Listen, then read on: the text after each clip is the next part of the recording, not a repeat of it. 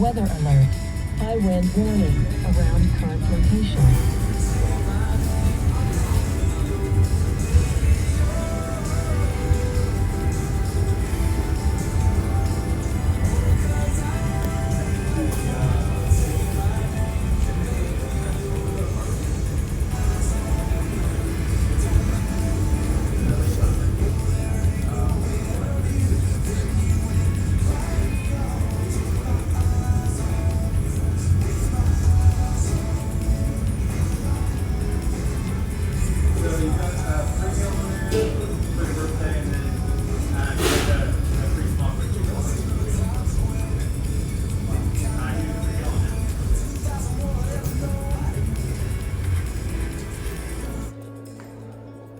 Good to see you guys. Yeah, good to see you. And seriously, just call me. You guys, I will call you back as quick as I can. Yeah. You know, something. Yeah, I mean, we're coming over here. No, but if you have something, if something comes up to your mind and you're not sure, call or text me. I'm off. Well, have a good weekend. Good to thank you. Enjoy the weather. Yeah, I guess that's one of the things that so if we're looking at July, then They can close in August or. yeah, I mean, I don't know what the rules are for Matt on his side of closing. That's why you go through him. He'll do whatever we tell him. Yeah, and I imagine is there some sort of a pass off to say, okay, yeah, now we can, like, what triggers the ability to go forward with that? Because I assume that there's something that the house has to have. Oh, we have to have a certificate of occupancy. Okay. Is the main thing for him. He'll require a CO. But like we did today, we get together once a month. We go through every property we're building, so it's just brutal, from 8:30 to 12 tonight. But we bring everybody in the room. So we've got all these guys who are in or online, and all the salespeople. The guys from the mortgage company are in there. So we're talking to each other about what's going on. So if you decide, I need to push it into August for closing or something like that, I can bring that up. A couple things is not going to be a problem. Where it gets to be a problem with most builders is at the end of the quarter, because they want to get the books. It's a little different with us because we're private builders, so that pressure only comes in at the end of the year. A publicly traded builder, they're going to push a lot harder for the quarter. But again, if something doesn't sound right, or you're just nervous or whatever, call me.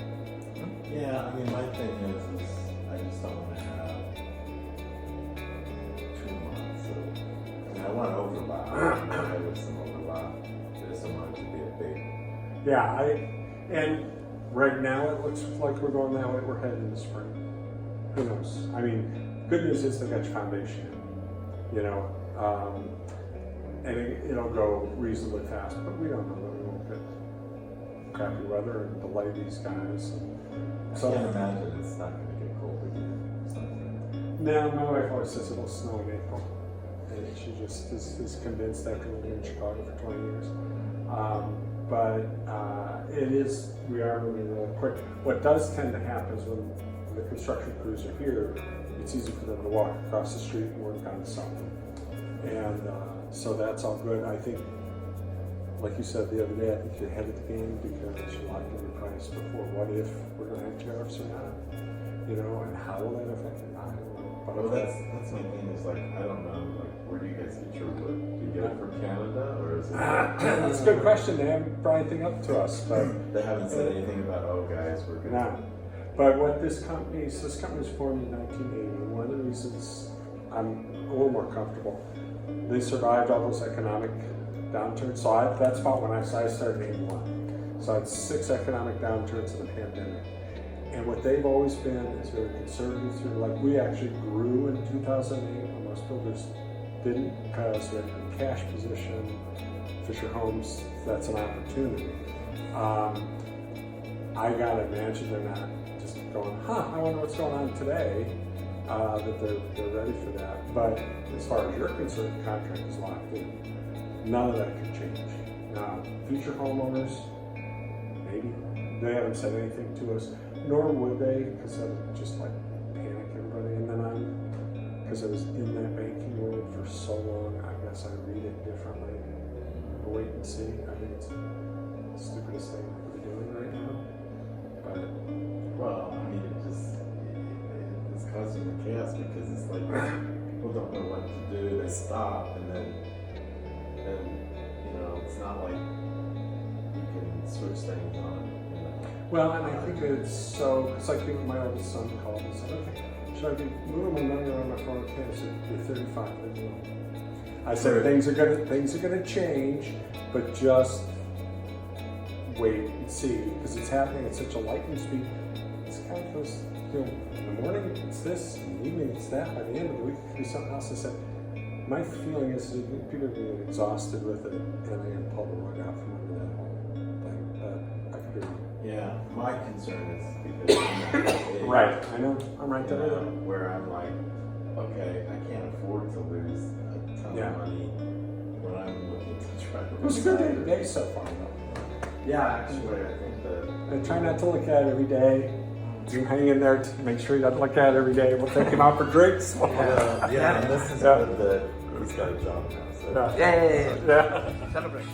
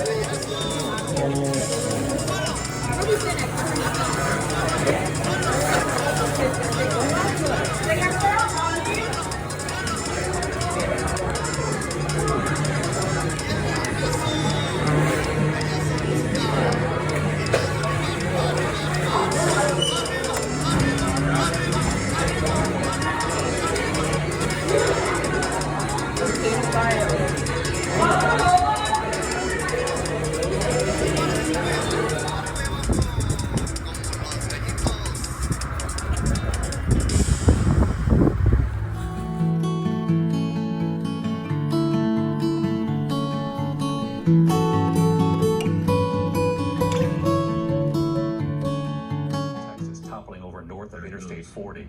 South of there, the dust storm's blinding drivers, triggering a multi-vehicle crash on Interstate 27. This could be a very dangerous night ahead, and the potential for long-track tornadoes tomorrow and straight-line winds. Lee Goldberg has the forecast, and Matt Rivers leading us off in St. Louis at this hour, where they're under a tornado watch right just now. 11 o'clock, St. Louis to Springfield, and another one to the south till 10 o'clock from Greenville to Baton Rouge. But it's the Midwest all the way to the deep south tonight. That's where we have the bullseye. St. Louis between about 9 and 11 o'clock tonight. 100-mile-per-hour winds possible, strong tornadoes, even baseball-size hail. Then tomorrow, a rare and urgent high risk for a tornado outbreak, Mississippi and Alabama, from Jackson to Birmingham. These could be very dangerous with 80-mile-per-hour gusts and long-track violent tornadoes. The storms move into Georgia and into the Florida Panhandle at night. Then East Coast by Sunday. Maybe some severe weather from Jacksonville to the Carolinas. Heavy rain for the Northeast and gusty winds.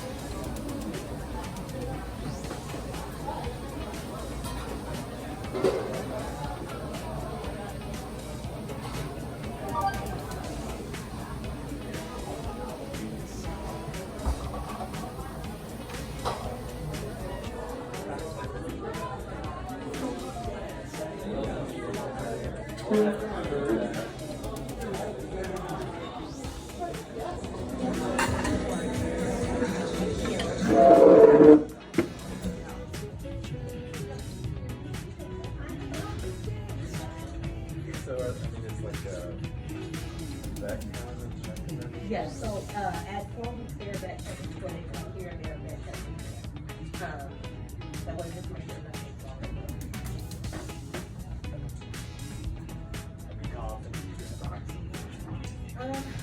Not very often, that's really our specific stores or our ones.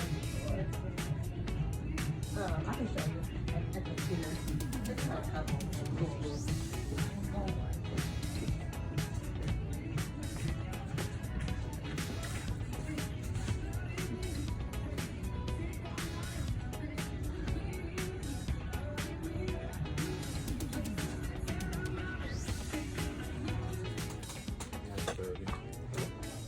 Sorry, guys. Thank you.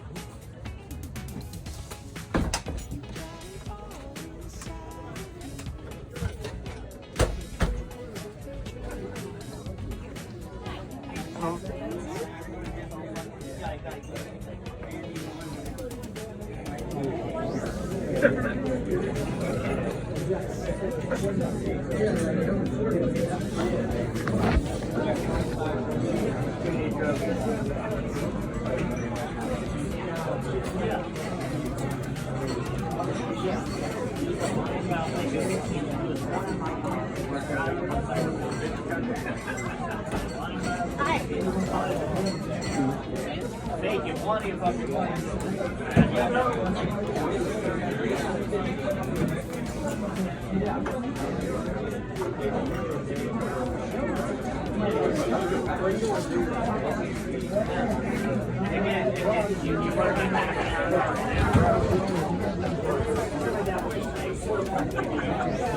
But I also think it's Ohio. That whole bus was losing their mind. No. Yes or no? Yeah, we can see the winds and the storm clouds there behind you. Maria, thank you. Let's get right to Chief Meteorologist Lee Goldberg of our station WABC here in New York. He's tracking it all again tonight for us. Hi, Lee.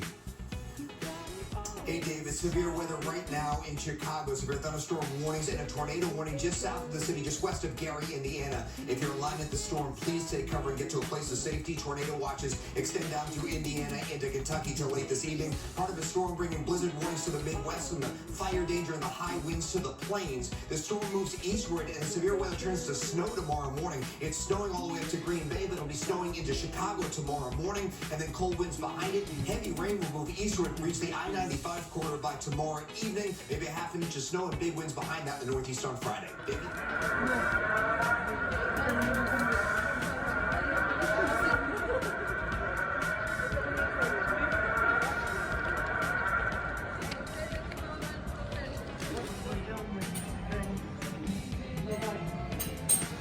We're gonna come by you anyways, and what do you want to do later? So, We have a big rock that I need to take home, that I take home, so maybe we'll come drop off after you come by you, and then get you, we'll go on by now.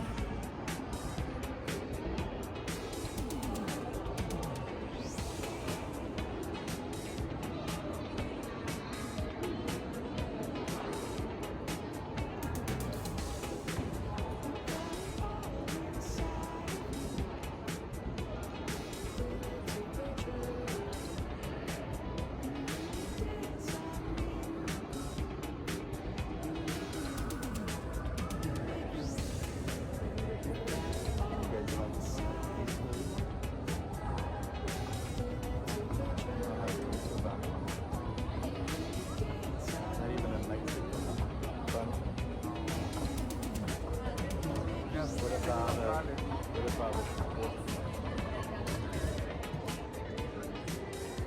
have a sitting on front.